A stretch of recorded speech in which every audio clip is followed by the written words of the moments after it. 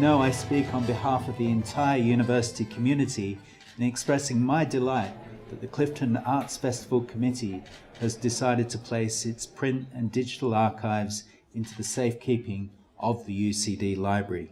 The idea of Clifden Arts Festival, which started in 1977. I think Ishiguro came in 1990. He said then it was Ireland's best kept secret. One of the interesting things about the archive, I think, is the variety of material in it. So you've got a huge range of different disciplines represented, from music to poetry, literature, visual arts. That combination, I think, is really valuable for us to have in a single archive, because so many of our students work across subject areas, both at undergraduate level and also at postgraduate level. And so it's wonderful for them to see how artists and writers can work together and how all these different elements come together in a single event, in a single unit. The archive is made up of print and digital materials. It traces the origins of the festival and documents the extraordinary range of artists, musicians, poets, writers and other performing artists who have participated in it from its very beginning to now. I suppose in a way, when I always looked upon bringing a writer like Tony and Michael into the classroom, or John McGahern or whoever, they captured from the beginning what Newman believed in. It was the living voice and the breathing face that first and best mediated knowledge to the young. What's hugely important to me with the Arts Festival is what it has contributed to the community in Clifden, but more so what the community has contributed to it. It's great to be involved in a festival that has that ethos, that wants to expand the knowledge and the appreciation that people have of the arts in general. It's a time where students really enjoy and they love it, and it is a real highlight for their year itself as well, to be honest. From the first time I went there, I think poetry has been coming to me, and that's why I think I return. I have a connection. I hear about it from kids who are children anymore that have come to me and said, wow, thanks a lot for supporting the school. They don't know me from anybody, but it's wonderful. It makes me feel like it's worth it, and I know it's worth it.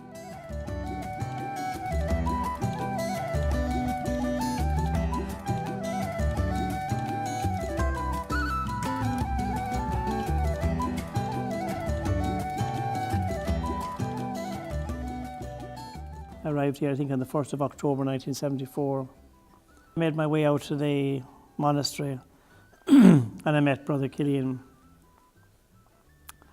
He just was an extraordinary man, and I had a bottle of Rioja wine, and I think we shared a bottle of wine that night. I was a bit embarrassed. First of all, I was just wondering, would the man drink? He had no difficulty whatsoever in enjoying the Rioja wine.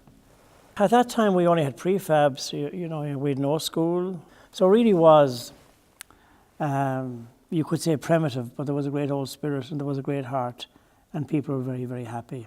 Because we're moving into the new school in 1977, Brother Killian said, well, why not bring in Richard Murphy and do a reading? Now, Richard Murphy had read there earlier in 1971, I'd say, in what was the old hotel, which was the school at the time.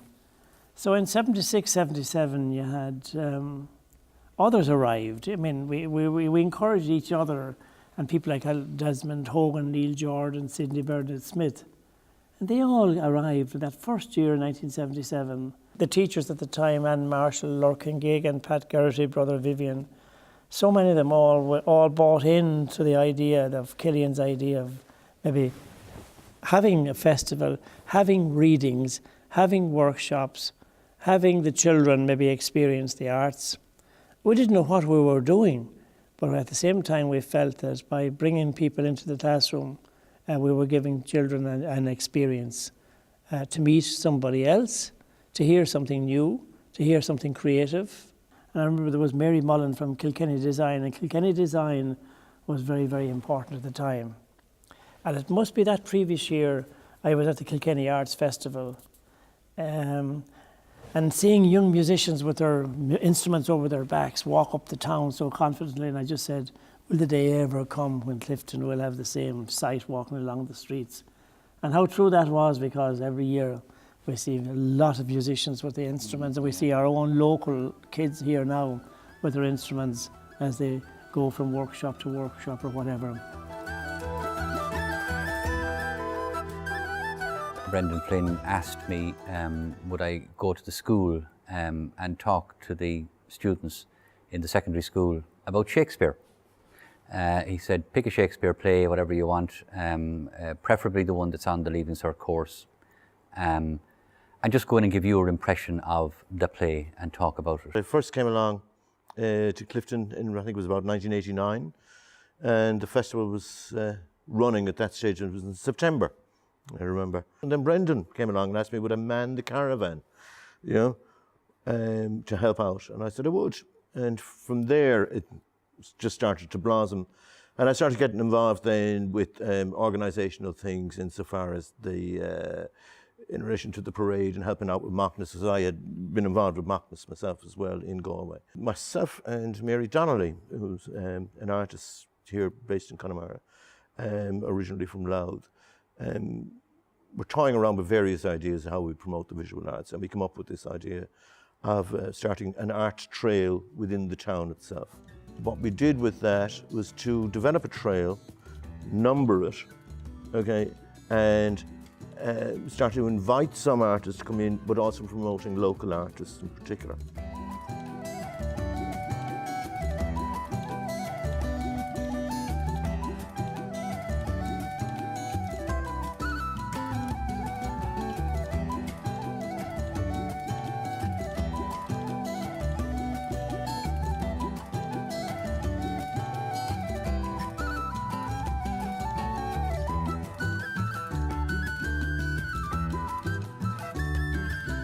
When I was going to school in the Clifden Community School, I got involved in the Arts Festival just as helping out.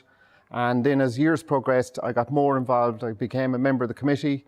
And then after that, my portfolio would have been Health and Safety Officer for the festival.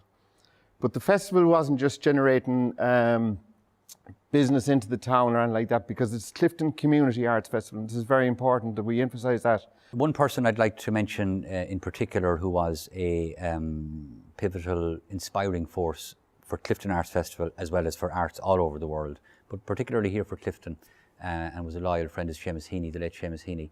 And the photograph you're looking at now was taken in 2009 when he gave a reading in St. Joseph's Church, which is up the road here. And the church was absolutely full. Now, 2009 was Seamus' 70th birthday, so he was in demand that year all over the world, in Harvard, in Oxford, and all over the place. But he made a point of coming down to Clifden in September of 2009 and giving a reading. Seamus inspired all writers. There was no hierarchy. The Galway Writers Group, a group of aspiring poets, were reading their works in the library, about 20 people on that in 2009, and Seamus just came in to support them. So if you can imagine a group of student writers reading their work and looking down and seeing the Nobel laureate there, but Seamus was not there. Seamus's presence there was a presence of support, and he did this from 1978 when he first came here, and Seamus was writing to us and ringing us and talking to us up until shortly before he died. Equally important is his wife Mary Heaney, who also was at Seamus' side supporting him, but in her own right as a gifted writer and editor. Has been a support and friend of the Clifden Arts Festival again since 1978, and the Heaney family. Their support, their inspiration, while we are deeply saddened and will never forget Seamus, but he put the wind in our sails, and he encouraged us to keep going. and his famous poem, Keeping Going. And when myself and Brendan Flynn were coming back from his funeral in Balahi, we stopped in Knock and we said, we're going to keep going with this. Seamus would want us to keep going with this. The schools program that he supported so well would need, we need to keep going. I first came to Clifden, it would have been in the 90s I first came. I maybe visited once or twice, just as a reading poet, before the 13th of October 1999, when the poet of the festival at the time was Michael Hartnett. And Michael, by that stage, the last few years of his life, was quite ill. I remember his last year in Clifden, Brendan Flynn, because Michael was unable to read in a class, he decided that he would just sit him in the door of the community college at 9 in the morning. So every student, when they arrived, would step into the aura of a poet and then leave. Each of them came and left. And that was Brendan's belief in the power of poetry. It wasn't just the poem, it was the poet. And when Michael died, then I was brought in the following year and have been going back since. That's 2000 till now. Well, when somebody new comes into the school, it animates them a bit more. They kind of see a different spectrum to it. The artists that come with, it's writers, poets, basket makers, weavers, take your pick. They do provide something different, something quite spontaneous, something live, with a lot of energy to it itself as well. And the students pick that up.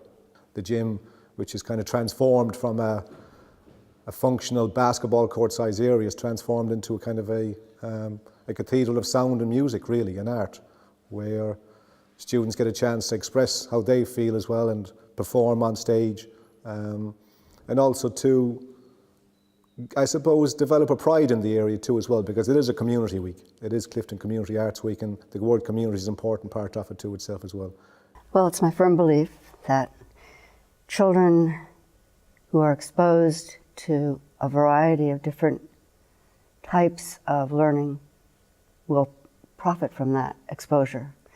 And so they can learn their histories and their maths and their sciences, but to have someone come into the school and talk to them about creating poetry or creating a piece of work on a canvas or singing and playing and dancing and even, fun stuff like stilt walking. And we have fidget feet who do these crazy, I think, things. But I've seen children here, and I've seen children in other venues where I'm active, who at one point very shy, they don't really want to stand out. They want to be behind the scenes or not participate. And they don't have a high self-esteem or confidence. But once they start being encouraged by people who can do this well with children, especially shy children, the confidence of the children is unbelievable. Certain students and their ability to reach, to grow, all came because stilt walking. And that's only one of the many, many exercises and creative activities that they do. But the stilt walking and the fact that be able to participate in the parade has given them such encouragement and a sense of their own identity and belief and encouragement in being together with others and able to ask for help and receive help, because once they get up in the stilt, they have to trust the teacher that they're going to kind of walk, and if they're going to fall, that there'll be somebody there to help them. The classroom experience is unequalled for our students. We have poets that have been coming here for years now, like Tony Curtis, and he comes and he reads his poetry to the students, and he interacts with the students, and they discuss poetry at a human level and a human experience. The guitar is a great bridge sometimes between students and the poet, because I sing sonnets. I'll sing Shakespeare. Shall I compare thee to a summer's day? I'll sing it.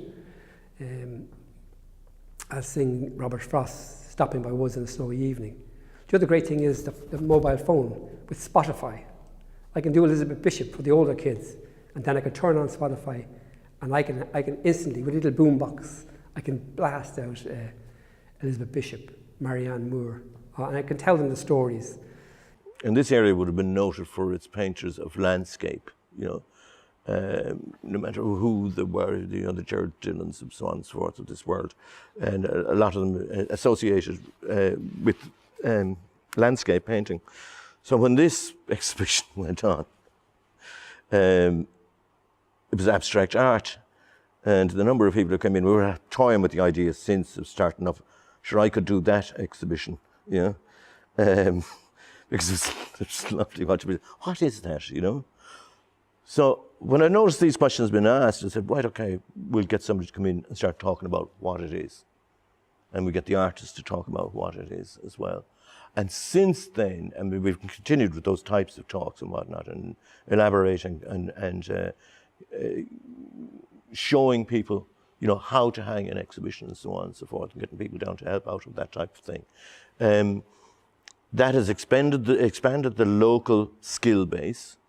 It is from an artist's point of view, and also expanded the knowledge and understanding of abstract art and how it impacts on you. And now it's great to watch people when we have exhibitions, you know, coming in, you know, from the Arts Council, from IMA, from Patrick Murphy's collection, from the RHA last year, just people walking in and just connecting a lot more strongly and with better understanding, simply because of that process, just of an educational, and it's just a subtle educational process just going on all the time.